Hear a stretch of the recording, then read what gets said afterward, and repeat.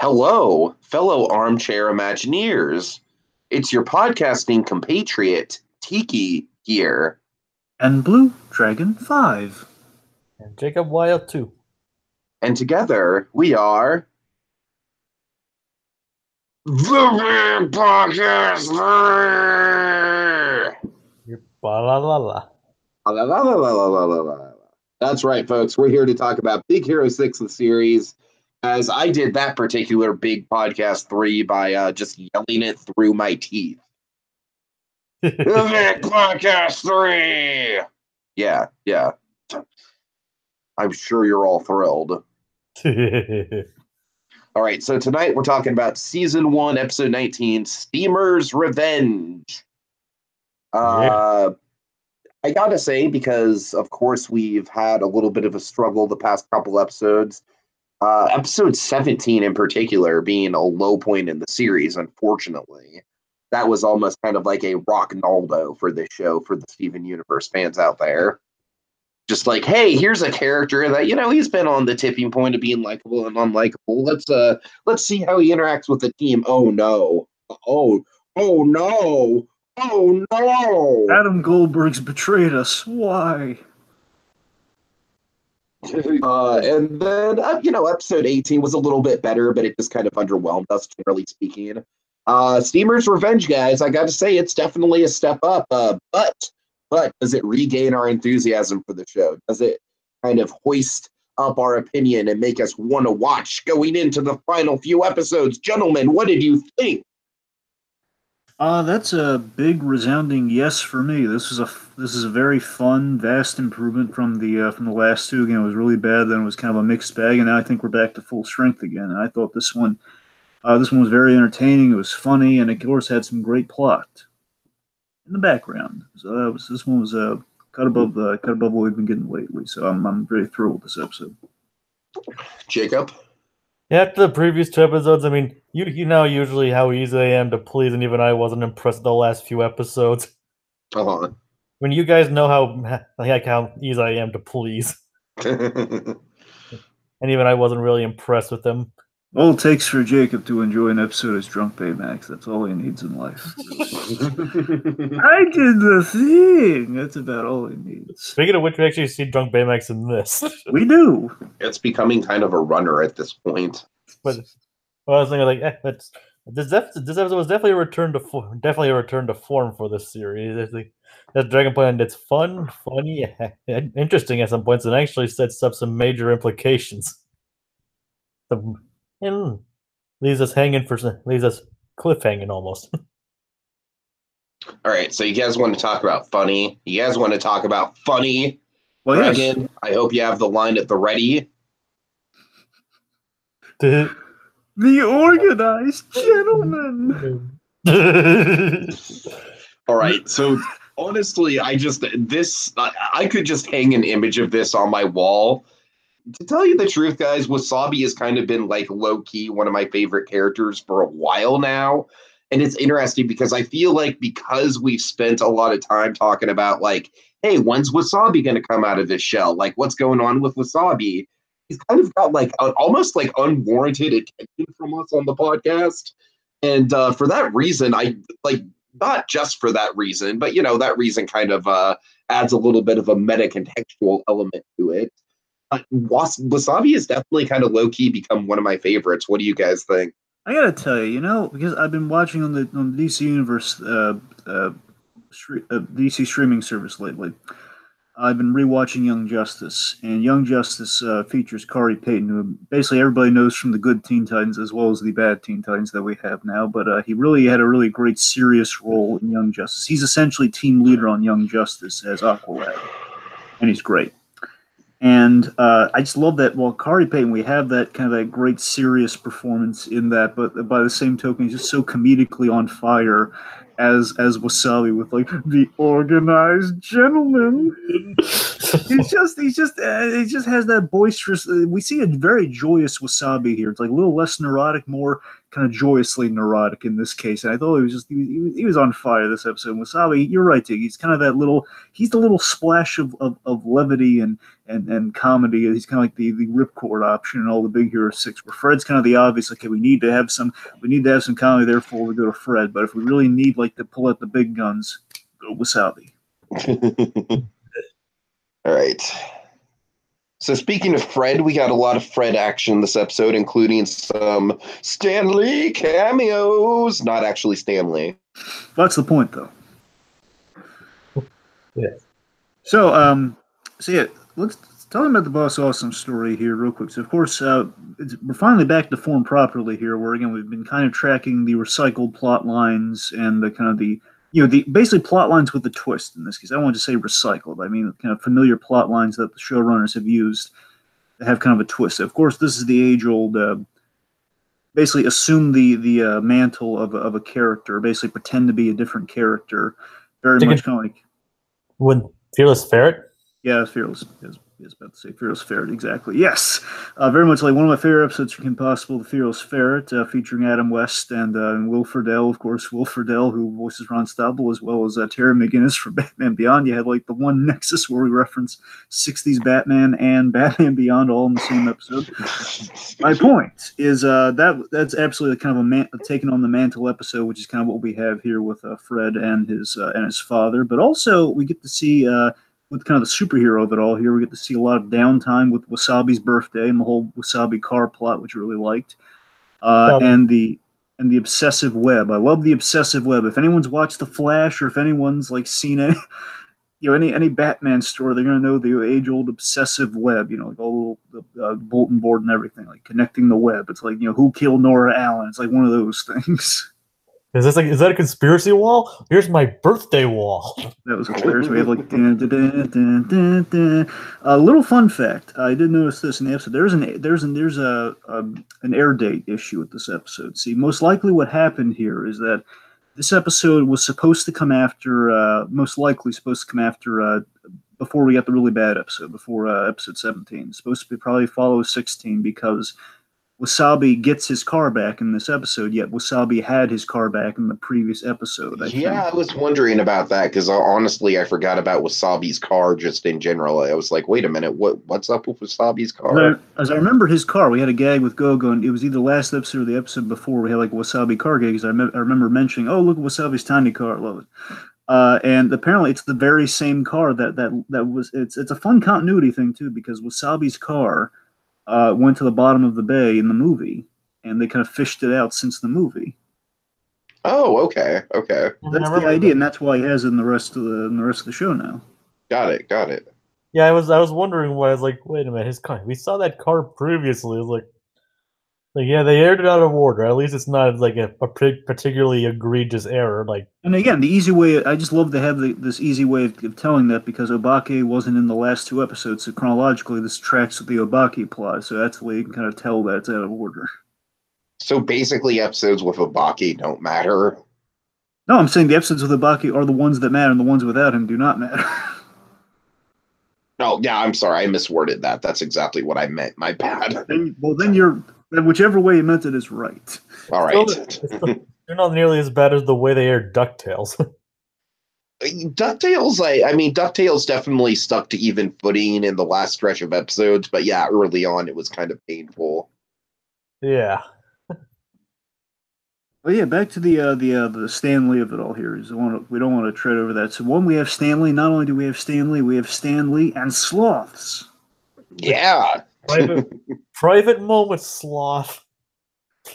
I don't know why, just the sloth thing is funny. I don't know if that's them referencing the whole Ron Stubble, they did an animology quiz in Kim Possible, the zoology. It was basically like a teen magazine where you check off a personality quiz, and they had that basically which animal are you, what status in society are you with that animal, and I think Kim Possible was a blue fox, and Ron Stubble was a pink sloth. Oh, God. And so I don't know if that's what they're pulling from that, or if it's just a Zootopia reference, how big sloths are. I don't know. Or it could just be sloths are funny. That too. Sloths are kind of funny. Of course, Super Academy, for example. Sloths just kind of do it. They do. Sloths are cool. But yeah, I love that. While we have just, it's always nice to see Stan Lee come back as this character, and I love the majesty and the history behind Boss Awesome. It's cool to see him in costume and just see what the guy looked like, and basically pay off that post credit scene of Big Hero 6 every time we do Boss Awesome stuff. So it wasn't just like a frivolous, hey, Stan Lee's in the movie. It's like Stan Lee's playing a character, and he's playing the coolest superhero in San Francisco's history, essentially. Classic. He has a But I love how this episode definitely sticks to the father and son dynamic, where Fred is, as we see here, he's trying to fill in that Stan Lee void, but he can't really, he needs to craft his own path. And it's one of those familiar storylines that we've talked about with the episodes, like we've talked about these episodes kind of having a pattern of treading on familiar ground, but doing them either really well or subverting expectations with them. And I think this is just an example of doing a father and son storyline really well. You know what I mean? It actually gives Fred some needed development. Like he actually highlights a bit of his insecurities.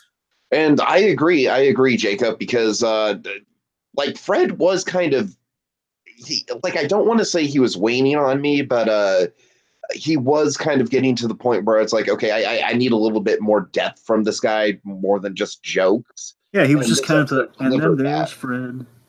Yeah. I mean, unfortunately, Go-Go is kind of neglected to that role now. At times, Go-Go still really needs to have an episode to herself. She's the closest thing we've had is she's kind of saved the day in places, and the closest was that she ran that obstacle course. It's really the most Go-Go we've gotten. That's the thing. We really need a Go-Go centric episode still. We still need one where she's really kind of gets a chance to shine big. But I love the moral of this thing. I love the moral of the story is that Fred defeated a foe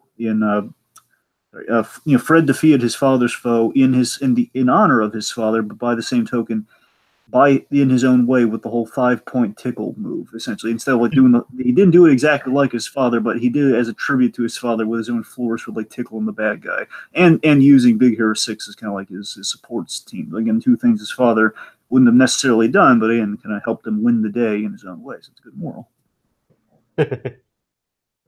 All right, so let's get to the big moment of the episode that I accidentally spoiled. But should we talk about Steamer a little bit? Yeah, sure. We can talk about Steamer.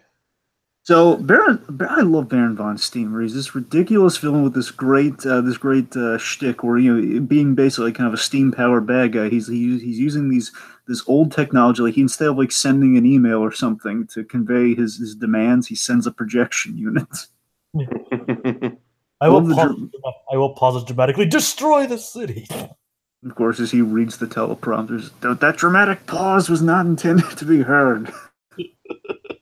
Jeff Bennett's just having a lot of fun as Baron von Steamer, and the fact that this guy, he just kind of stakes the identity of everybody, because again, he's so.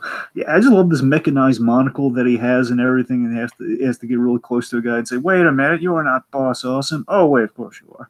It's is it the boots? No, the boots are fine. There's something about you. It's just these so ridiculous. I love it. And I love the crux to the whole episode here. I just love the crux of and again, the classic trope that we do here, almost Incredible style, and I love it, is that we explore the fact that Boss Awesome has tangled with this guy so many times, and he has a patented formula of how to defeat the guy. He basically pretends to get captured, and while he is in the middle of a monologue, he breaks out and he defeats him.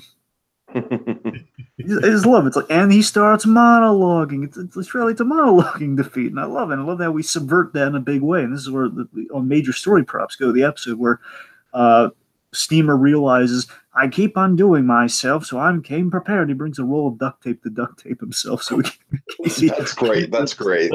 Honestly, would have made more sense to duct tape Boss Awesome.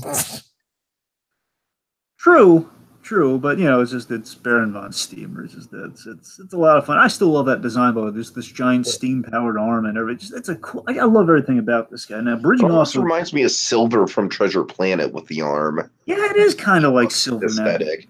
Now. Yeah, it's almost like Silver meets Charles Muntz in a way. Yeah, I see that. I see more Silver, but I kind of see the Charles Muntz thing. I kind of see that. Yeah. It's kind of weird that he was able to turn this giant Boss Awesome statue into a giant statue of himself. I like the Trojan horse plan with that, by the way, because of course, if you're going to outdo your foe, you got to do it in style. So of course, there's a secret other statue underneath it all there. So speaking of the statue, this is the bridge into the big point we want to all talk about here. So I love that Baron von Steamer's plan. It not only was affecting Big Hero 6, it was really affecting someone else's big plans going forward, which of course caused for a great moment of crossover. Ho ho ho. Baron von Steamer essentially wanted to use the water in San Francisco Bay to kind of steam the city to death, essentially. And of course, someone needs that water. And who is that someone, Tiki? Oh. It's Obake. You're just going to have to take our word for it, folks. He's on the other line. He's listening. He hears you. So this was a great moment. Yeah, I would say this is a culminative moment in the series. Like, this is like one of the moments that the series has been building up to. I got a story I have to tell you guys. I had our big moment today with this. Oh, geez. Okay. Story time. Okay, so you know how I've been talking up Obake, and I've been loving him since the beginning and everything, and I keep saying that Obake is just kind of reads like this kind of Moriarty meets Ra's al Ghul type character for Big Hero 6 and Hero Hamada and all that. Well, when I was rewatching it today for this, for like the second or third, I guess the second and a half, third time, I watched it in clips just to kind of basically refresh myself on it right before. Anyway, I was rewatching it. I was enamored by this scene specifically, and Obake is like, oh my god, I love this Obake character. And yeah, it reminds me of all the stuff. Basically, rinse and repeat with my feelings on Obake. Then I had a moment where I was listening to this scene to get all the finer details, and something happened. I was listening to it and says, you know what? I've heard this voice before very recently, and I know this voice, but if it's I think, and basically I recognized exactly who it was. No, it can't possibly be him. It can't possibly be him. I'm going to look at it. Basically, I should have done this since the beginning, but I didn't. And I finally looked into who did the voice of Obake. I found out who it was. Andrew Scott. Now, Andrew Scott is very well known for one role.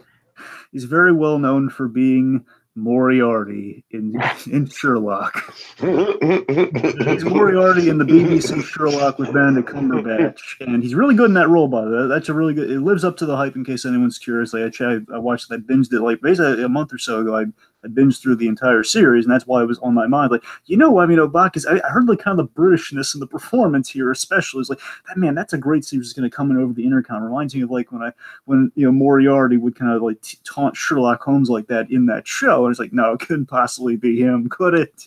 It's him, and that's why Tiki from the beginning. I felt it in my bones. This guy has like a Moriarty thing because he is Moriarty. That's great. That's great. God, so it just blew my mind. It was like I had a dumbstruck moment. I was gobsmacked. Oh my god! You'll eventually cast him as Ra's al Ghul. Yeah, yeah. Oh man. So that was a delightful thing on a rewatch to pick up for me. But seriously, though, you guys talked about Obake in the episode, though. Yeah, I mean, Obake, he has a small but very pivotal role in the episode, and it's almost a game-changing event. It's just kind of like, oh crap, like they inadvertently helped Obake, but what were they going to do? It wasn't like they were going to just let the situation boil over on its own. They had to step in and help. So it's almost like a lose-lose in a way. It's always cool when the villain has faith in the heroes to do his dirty work for him, where he knows that basically Noodle Burger Boy is kind of off to the side questioning him during the episode, saying, that's not good for you, is it? And basically, Obake says, "No, I'm sure they can handle. They're going to handle themselves here. They're going to defeat him. They'll be out of my way." And just that big reveal where Obake has to step in to kind of give him some encouragement. He has that moment where he just hacks in. Again, this is very Moriarty from Sherlock, by the way, because the hacking into things. Because basically, Sherlock's an updated. It's Sherlock Holmes set in modern day, so they do like hacking and stuff. My point is, just kind of hacks in there and says, for such like a boy genius, essentially like a boy genius, such a cutting edge advanced kid, you're not really thinking through the situation you're already. Basically gives them the tip they need to kind of defeat Baron von Steamer here, which of course shakes him at the end here with this big web of Obake, like, oh my god, he's able to hack into us. Like, what's his big plan? He's stealing paintings and everything that involve the artist.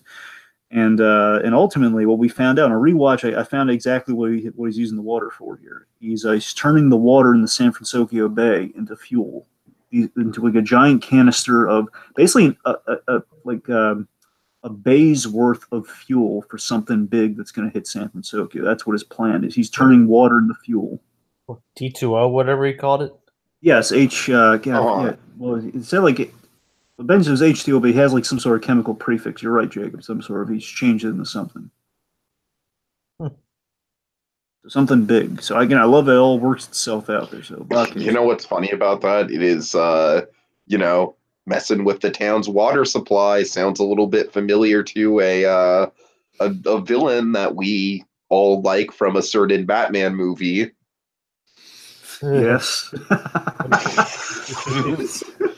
Yes, yeah, messing with the water supplies. Yep. Oh god, that's delightful. And again, my favorite thing about Obaki, guys, still, I'm just keeping a record of it here for all these episodes, still has not lost one.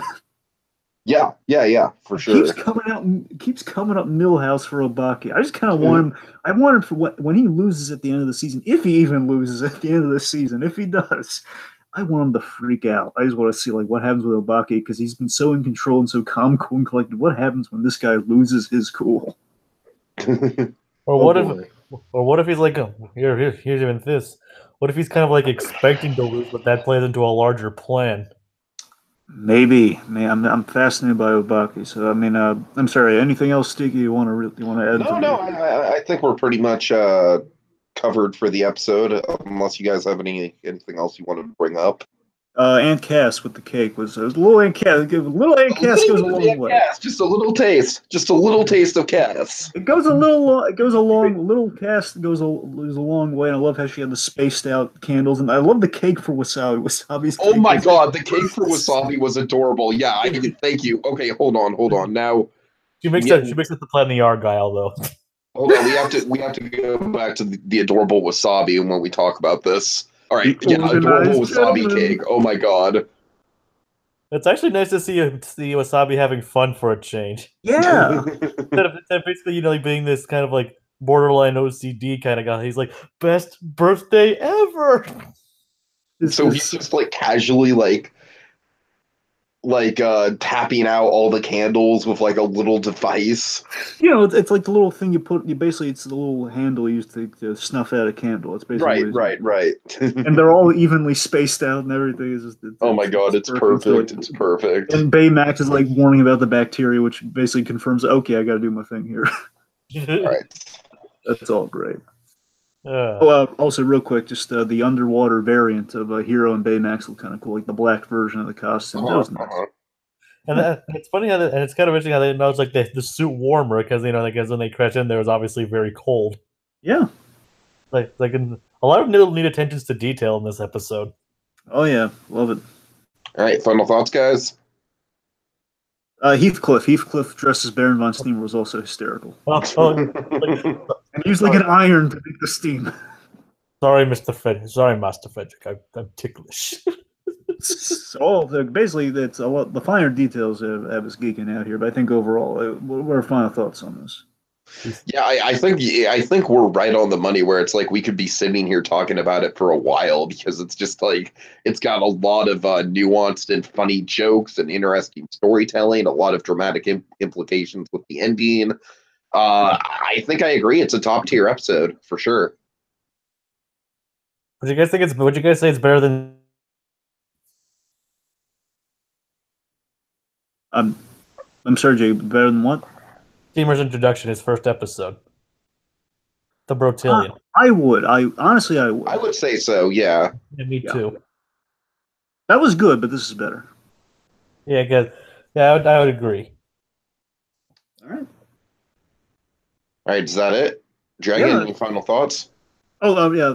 For me, again, final thoughts. I'm liking my sentiment earlier. Again, it's a vast improvement, and Steamer was delightful. I like that we're looking under the kind of the superhero conventions, and we're making it fun. But again, tailored towards Big Hero 6. Fred's grown up a little here, not out of recognizability, but he's. We're exploring the stuff that you didn't. we weren't necessarily guaranteed with the show. We knew Stan Lee would make an appearance now and again, but I like that we actually gave him a character in Boss Awesome. That is a really cool character, and again, we had some story with that kind of factors into the grander whole. And what's really cool, the last thing I gotta give props to the episode for is that I love that the show sometimes has had an issue with this in the past, even with some good episodes. They've had an issue of balancing the A plot and the B plot and how do you connect it. And this episode, not only do we have Wasabi's birthday and this Baron von Steamer story and the Obaki plot, all of it's just kind of very unified and working together here. I mean, the only stretches like that, they're going underwater to see kind of the robotic crab that leads to Obaki's lair. But again, it's in the water though, so it makes sense that you'd see that. So it's all relative. It all ties together. It's all pretty fun and also kind of good in kind of forwarding the plot. So, again, he's using the water for fuel. Big stuff for Obaki. Coming at you. All right, folks. So next episode, we're going to be taking a little bit of a break. We're not going to be getting to it until next Friday. That would be next Friday, October 5th. We'll be talking about the bot fighter. And the reason for that delay is because I will be going to Disneyland. So, and then shortly after that, we'll be doing Trip Report podcasts and all that, so we'll be doing a little bit of a catch up next week, but I digress. Stay tuned next week. And in the meantime, La la la la. Private family moments, sloth. Organized gentlemen.